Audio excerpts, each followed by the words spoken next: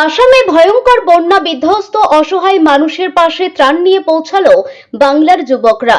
উল্লেখ্য, জুলাই মাসে প্রবল বন্যার কবলে পড়ে আসামের একাধিক জেলা গোলাঘাট, শিবসাগর, চড়াইদেও, জোরহাট সহ বিস্তীর্ণ জায়গা, যার ফলে হাজার হাজার মানুষ আশ্রয়হীন হয়ে পড়ে।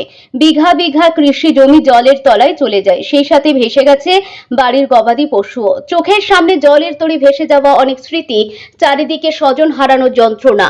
এরকমই কঠিন পরিস্থিতিতে আসামের বন্যা বিধ্বস্ত মানুষের পাশে দাঁড়াতে পশ্চিমবঙ্গ থেকে ছুটে গেলেন বাংলার কিছু যুবক।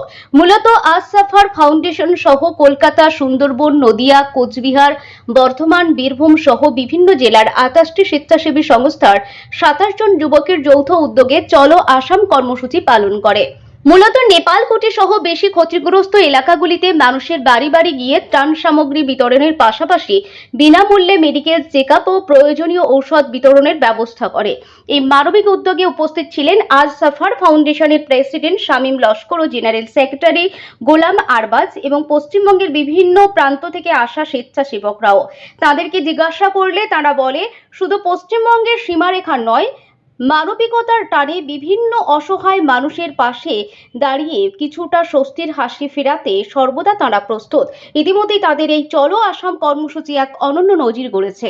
Bureau report, MS Bangla.